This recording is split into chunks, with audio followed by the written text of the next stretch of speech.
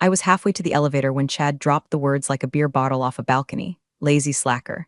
Loud enough for the interns to hear, smug enough to make the sales team snort into their branded coffee mugs. I didn't say a word, not because I couldn't, not because I didn't have a scorched earth monologue loaded and ready to fire, but because I knew something he didn't. The moment he signed my termination papers, he just detonated the corporate equivalent of a Claymore mine, aimed directly at his own Gucci loafers. So I stood there, holding a cardboard box filled with 2 decades of thankless loyalty, my ceramic mug with the fading world's okayest COO decal, a plant I hadn't watered in 6 months, and a framed picture of the old man himself, Mr. Albright, shaking my hand after we'd saved the company from bankruptcy back in 2013. Chad strutted off like he'd just neutered a dragon. His teeth practically glowed in the fluorescence. MBA boy, legacy brat, the kind of guy who thinks synergy is a strategy and grit is a brand of protein powder. People pretended not to look. The HR girl actually flinched when our eyes met. My team, bless them, shifted uncomfortably in their ergonomic chairs. Eyes locked on their screens like watching a woman be publicly executed was just another Slack notification. The janitor gave me the only look that felt human. A slow, solemn nod. As if to say, you deserved better. And hey, since 97% of you are listening to stories like this without hitting subscribe, maybe consider changing that. I'm trying to hit my first 10,000 subscribers before I turn 50 and adopt 3 cats out of spite. Help a woman out. Anyway, I didn't cry. That's not my style. I walked out slowly, like my bones weighed more than they used to, like every step away from that building was one I'd earned with blood, budget spreadsheets, and cleaning up after the founder's idiot son. You ever spend 20 years building something just to have some overcaffeinated nepotism nugget toss you out like expired creamer? That's what it felt like. Not tragic, just insulting. The air outside hit like a slap. It was that stupid kind of Ohio spring, too warm for a coat, too cold for defiance. I sat in my car for a long minute, staring back at the company name on the glass, Albright Logistics, EST, 1982. I remembered when that logo was painted on the wall in a leaky warehouse, not laser-cut stainless steel polished by interns too scared to look me in the eye. I didn't scream, didn't throw my box across the parking lot or crank up angry Alanis Morissette like some rom-com cliché. I just exhaled, deep, controlled, the kind of exhale that only comes when you've been holding your breath for 20 years without realizing it. Then I pulled out my phone, scrolled past the text from my sister asking if I wanted to finally try Zumba now that I had free time. Found the contact, Ellen attorney, contracts/employment. Pressed call. She picked up on the first ring. You okay? I'm peaky, I said, deadpan. Activate the clause, a pause, not long, just enough for her to suck in a quiet little breath and understand what had happened. On it, she said. I hung up, leaned back in the driver's seat, stared at the building one last time, and smiled. Because Chad just stepped on the landmine I buried 10 years ago. And he doesn't even know he's bleeding yet. The first morning of unemployment hit like a hangover I didn't earn. I woke up at 6:30 out of pure muscle memory, brushed my teeth with the precision of someone preparing for back-to-back budget meetings, and stood in front of my closet for 10 full minutes before realizing there's nowhere to go. My calendar, once packed tighter than Chad's hairline, was blank. Just a little gray box that said enjoy your day, like a cruel joke from a sadistic algorithm. I sat on the couch in my robe, coffee in hand, and turned on the TV. Apparently, there's an entire genre of daytime courtroom shows where people scream about pet custody and unpaid microwaves. I watched 2 full episodes, dead behind the eyes, before it hit me. I was drifting, floating in corporate purgatory. No emails, no status meetings, no Chad misusing the word pivot like it was foreplay. By the second day, something in me began to twitch. Not grief, not even regret, just a slow, steady boil. I found my old laptop, blew the dust off, and opened the resume file last edited in 2008. It was a time capsule of modest bullet points, oversaw operations for mid-sized regional logistics firm. Understatement of the century. I added a line. Sole reason company survived the 2008 recession while Chad was still pledging frat. Then I went to the kitchen, grabbed a blank notebook, one of those cheap spiral-bound ones you always think you'll use for recipes, and wrote on the cover, evidence. Not dramatic, not even in bold, just evidence. Page 1, Aspen 2022 Leadership Offsite. Actual agenda, skiing, whiskey tastings, and a hot tub incident involving the intern Chad called tax deductible. Page 2, Efficiency Consultants from Wharton. Real names, Bryce and Carter. Spent 3 weeks shadowing staff, then submitted a report that was 72% plagiarized from Harvard Business Review articles. Billed $93,000. I wasn't reminiscing. I was collecting. This wasn't nostalgia, it was reconnaissance. By day 4, the simmer had turned to a low hum in my chest, that feeling you get when you know something's coming, like when the air pressure drops before a tornado. Chad hadn't called. Not that I expected him to, but I knew him well enough to know he was probably in damage control mode, meaning he was blaming interns and posting inspirational quotes on LinkedIn about growth through adversity. Then, just as I was debating whether buying a punching bag was too on the nose, my phone buzzed. Unknown number, no message. 2 minutes later, a text from a contact saved only as Katrina from accounting, one of the last decent ones. They're here, dark suits. No smiles, that's it. No greeting, no emojis, just that. And it said more than a 5-paragraph email ever could. I stared at the message like it was a war telegram. The kind of phrase you don't say unless something seismic has shifted in the foundation. The auditors had arrived, and if they were anything like the ones Mr. Albright and I had contracted 10 years ago during that near collapse, they wouldn't just flip through receipts. They'd pull up carpet tiles, run fingerprint dust on coffee stirrers. They were the type who got excited by unredacted credit card statements and triple entries in QuickBooks. I closed the notebook, put it on the kitchen table like an offering. Then I sat down across from it, folded my hands, and smiled. Let the dissection begin. On the 5th morning, my phone lit up at 7:13 a.m., Chad's favorite hour for ego flexes. I figured it was some LinkedIn post about resilience or a picture of him jogging in branded company merch. Instead, it was a text, and even through the screen, I could hear the smugness in every keystroke. Hope you're enjoying your retirement. Let me know if you need a reference for a less demanding role. Maybe something in nonprofit? Chad, I stared at it, half laughing, half contemplating throwing the phone into the garbage disposal. There it was, his first little power twitch. He was trying to reassert dominance, like a dog humping a throw pillow after losing a fight. My thumbs moved before I could overthink it. I think you're going to be busy, Chad. Focus on that. Send. No emoji, no follow-up, just a scalpel-thin slice across the jugular. 5 minutes later, Katrina called. No greeting, just a hushed voice like she was calling from a hostage situation. They took the main conference room, she whispered, kicked out the client meeting that was supposed to be in there. They brought their own printer. I almost choked on my coffee. Their own printer? Yeah, set it up in like 2 minutes. Full size, industrial. One guy's been scanning receipts since 6 a.m. The other's just sitting there with a yellow legal pad in this predatory calm.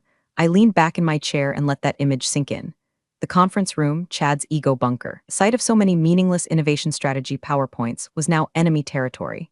Turned into a war room for men who considered unbalanced ledgers their native language. They asked for everything from the last 2 years, Katrina continued. Expense reports, travel reimbursements, vendor contracts, even the executive suite renovation invoices. Oh, I said softly, so they've found the claw marks. There was a pause on her end, then a shaky laugh. You really did this on purpose, didn't you? I didn't answer. I didn't have to. The truth is, I hadn't just left a trapdoor under Chad's throne, I'd left the blueprints to his destruction hanging right there if anyone bothered to look. And now the most meticulous bloodhounds in the industry were sniffing every inch of it. I hung up and went to my notebook. Page 5, company credit card used at the Velvet Antler during Denver Logistics Summit. Confirmed, that's not a restaurant. That's a gentleman's club that serves bison sliders. $1,200 Uber Black charges for client transit on a Sunday to a location 1 block from Chad's condo. Duplicate invoice from Pinnacle Synergy Solutions, Aka Bryce and Carter Scam LLC, billed for executive mindset coaching. Total, $47,000.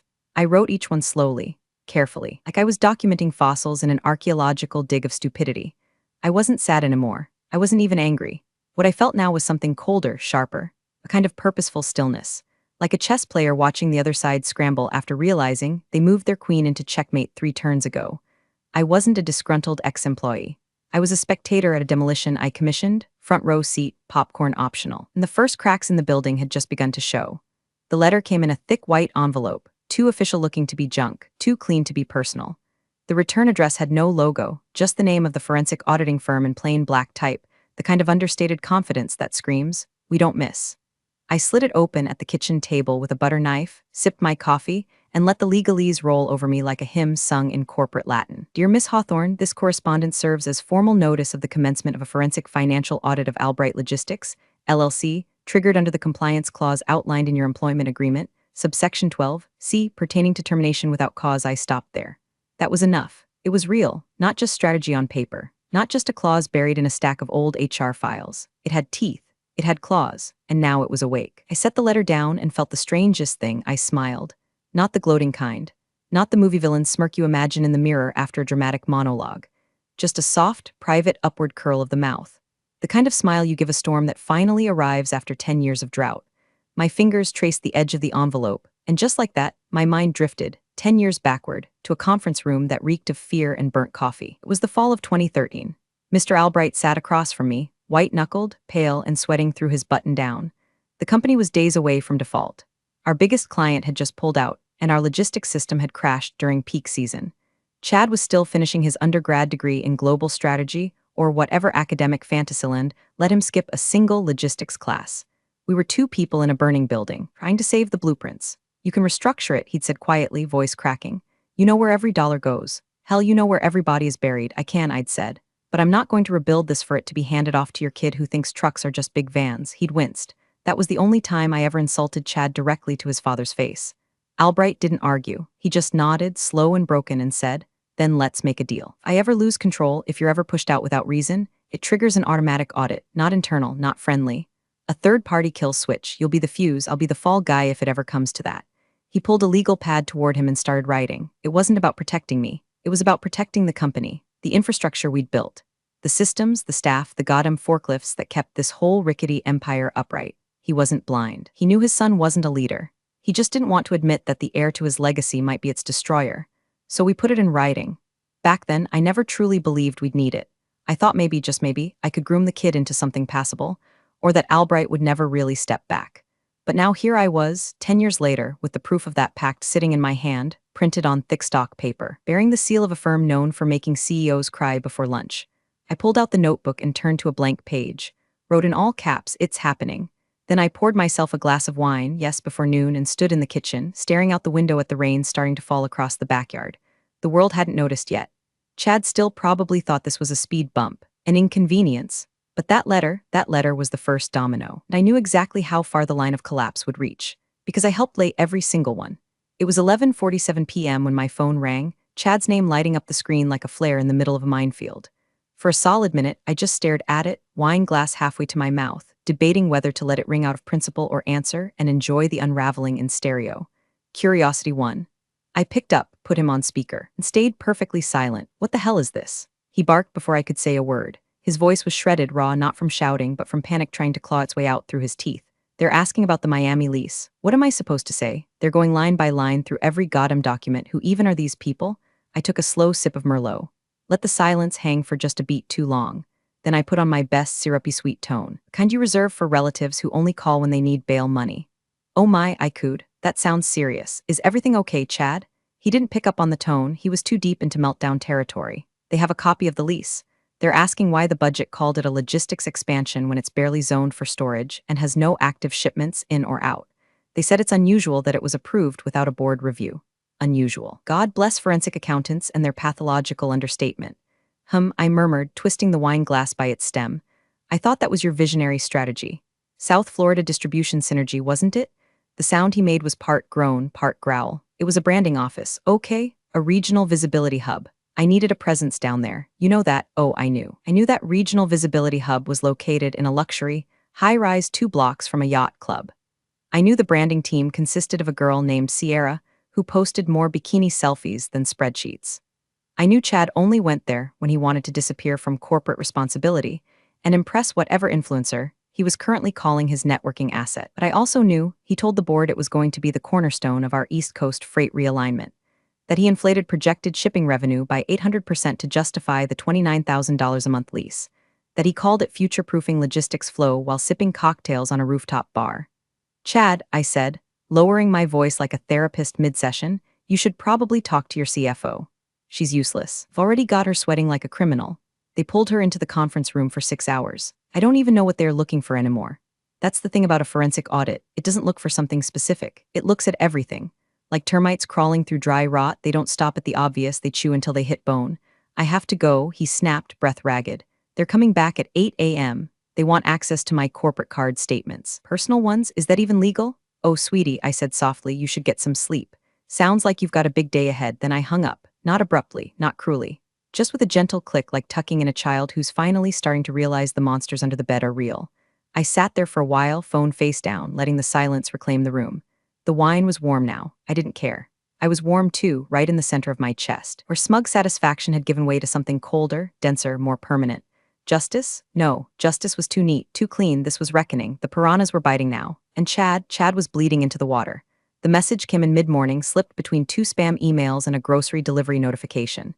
Katrina, he called him. Albright, the old man. The auditors reached out this morning. I didn't move, just stared at the text while the toaster hummed behind me, forgotten. Then the second ping came. He was on his boat. In the Bahamas, told them Chad's a smart kid. He knows what he's doing. Give him what he needs. I let out a sound, half laugh, half something uglier. Of course he said that. Of course he did. It was vintage Albright, distilled down to the same stubborn loyalty that had once built an empire from rusted trailers and unpaid invoices. The same blind faith that was now letting that empire rot from the inside out. Chad's a smart kid. Smart enough to turn a branding hub into a beachside bachelor pad. Smart enough to funnel consulting fees into a shell company co-owned by his college roommate. Smart enough to put the entire executive budget on his Amex and then pretend it was for mentorship dinners. Give him what he needs. What he needs is a padded cell and a tax attorney. What he's about to get is a forensic colonoscopy so deep it'll find childhood trauma. I sat down at the kitchen counter and stared at the wall, trying to swallow the bitterness that bubbled up. I'd known Mr. Albright for over 2 decades. I'd stood by him through union strikes, system crashes, lawsuits, and a scandal involving mislabeled hazardous freight. I knew his tells, his quiet gestures, his long silences, the way he rubbed the back of his neck when a decision was costing him more than he let on. But this wasn't a silence born of strategy. It was distance, detachment. The kind of shrug you give when you've convinced yourself the worst is behind you and the man at the wheel can't possibly be steering toward a cliff. He was on a boat, for God's sake. Probably wearing linen and sipping something from a crystal glass, while the company he'd spent his life building was slowly hemorrhaging integrity from a dozen wounds his son never even noticed he'd inflicted. And it hit me, in that nauseating, gut-deep way that truth sometimes do, Albright still believed in him. Despite the red flags. Despite the missed board meetings, the inexplicable expenses, the revolving door of consultants who said everything and meant nothing. He believed the narrative he'd told himself ever since Chad was born, that his legacy had a name and a trust fund and would carry on the business like it was a holy right. That belief wasn't just naive, it was dangerous, because the audit wasn't just about money anymore. It was about rot, systemic, culture-deep rot. And the longer the founder stayed on his boat, trusting the son who was setting the place on fire, the worse the reckoning would be when he finally stepped off. I texted Katrina back, he'll have to believe the math. Eventually. Another buzz, they're digging deeper. Someone mentioned an internal invoice chain that doesn't match the payroll logs. Consultants getting paid for work that doesn't exist. I closed my eyes, inhaled. That's how it always starts with ghosts in the books. Payments without projects, names without bodies. The kind of clues that, once stacked together, form a pyramid made entirely out of lies. The suspense wasn't whether Chad would get caught. It was whether Albright would let himself see it in time. And if he didn't, well, the crash would be biblical. It started with a screenshot. A grainy, half-cropped image of an internal memo sent from someone too spooked to put their name on it. No preamble, no subject, just a message in my inbox with the body text, "You were right." The memo was from the auditors, flagging a vendor listed as Orion Logistics Consulting LLC that had received over $300,000 in consulting fees over the past 14 months. No social presence, no website, no listed employees beyond a single managing partner. Chadwick T. Albright. The dumb bastard named himself the managing partner of his own fake company. Registered it in Delaware, because of course he did, and funneled contracts through it using executive override codes I personally revoked 3 years ago and he secretly reinstated when he took over. The memo was meant to stay internal, but office walls leak faster than spreadsheets, and by lunchtime the building was hissing like a punctured tire. My phone vibrated once, then again, then in a steady, fevered rhythm like a defibrillator trying to restart a flatline. Jenna from legal, holy hell. Set up a shell company. Okay, Katrina, they just pulled HR in. Nobody's making eye contact. Ravi from IT, sorry I didn't believe you before. Unknown number, is it true he billed the company for consulting with himself?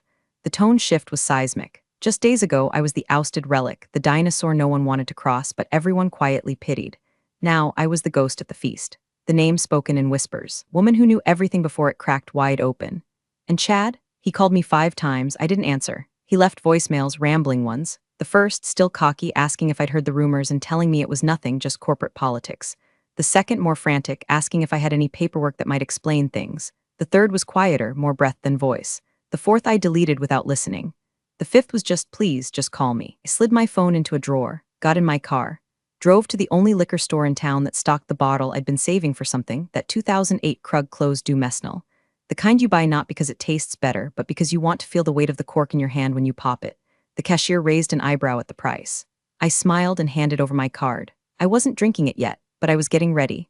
The collapse had begun, not in theory, not in metaphor, but in facts and bank transfers and paper trails he never thought anyone would follow. And I had front row seats. I didn't want an apology. I didn't even want vindication. I wanted clarity. I wanted the world to see what I saw, that all his ambition, all his speeches, all his fast-talking boardroom nonsense was just a sugar coating over a hollow man with a taste for power and no spine to hold it. That bottle sat on my kitchen counter like a crown. I'd open it when the final signature hit the final report, and toast to the audit, not as a punishment, but as a damn miracle. The text came in at 3:42 p.m.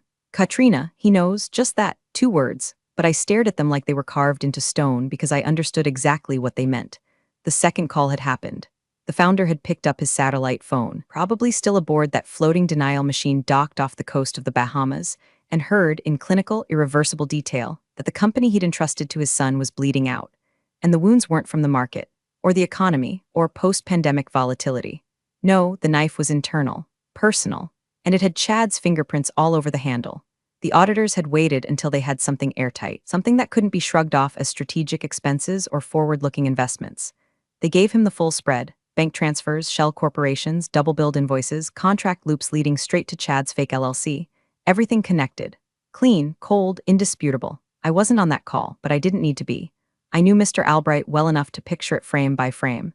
Him standing barefoot on the deck, staring out at endless blue, holding the phone a few inches away from his ear like that would soften the blow. The auditor's voice is flat and professional, because they've delivered this kind of death sentence before. And then the silence, longer than any spreadsheet could measure. Because how do you process that the person you built a legacy for is the same one who's been gutting it in secret? I imagined his hand shaking. Not violently, just enough for the glass he was holding to ripple. Maybe he poured a drink. Maybe he didn't. Maybe he just sat there and let the sun beat down on a truth that had been circling for years and finally landed like a stone on his chest. He knows. I read it again. And I didn't smile. I didn't gloat because this wasn't a victory. This was a funeral for a belief system. The mythology of the golden sun shattered. The illusion that Chad, for all his bluster and buzzwords, would one day step up and find his footing gone. This wasn't just about money. It was about lineage, legacy. A man who spent 4 decades building a kingdom only to watch his heir turn it into a personal ATM. And then there was me. The woman he let walk out. The woman whose name had been on every recovery plan, every emergency protocol, every hard-won partnership. The one who sat across from him when the bank threatened foreclosure and said, "We'll make it work." I wasn't the future. I was just the backup plan, the poison pill. Last resort. And now, as the ashes settled, I was the only one who didn't look surprised. I thought about calling him, just to hear his voice. Just to hear how much older it sounded, but I didn't need to. That 2-word text said more than any apology could, because now he knew who Chad really was, knew who I really was, and that knowledge, that was heavier than any audit report.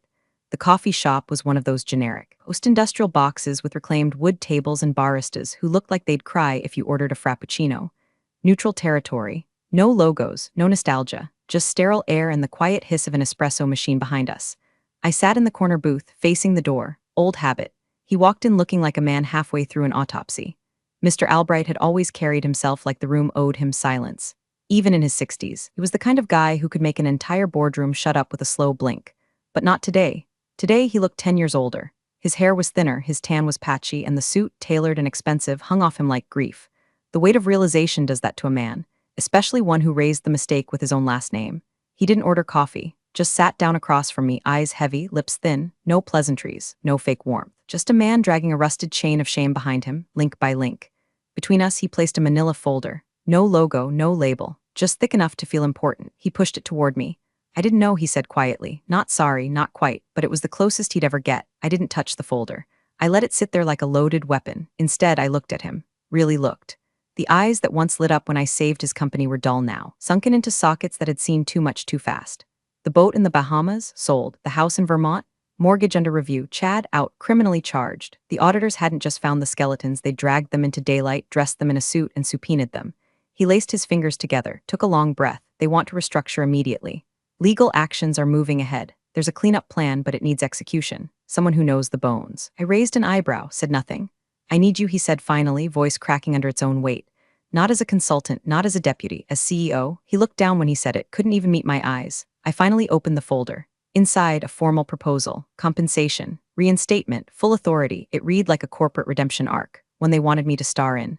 I closed it slowly, tapped my finger once on the cover. "You really thought he was going to save it, didn't you?" He said nothing.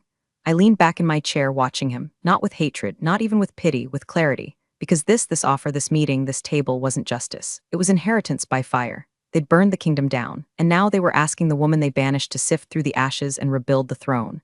I looked at him for a long moment, then said, "You know the thing about a poison pill?" I paused, letting the words linger like smoke. "Sometimes it doesn't just kill the disease. Sometimes it wipes the whole damn system clean. And then, With the folder between us and the silence thick enough to taste, I said, "Thanks for watching, you cubicle warriors. Hit that subscribe button. Unless you're my old boss, then you're on your own. Revenge of the coffee pot strikes again."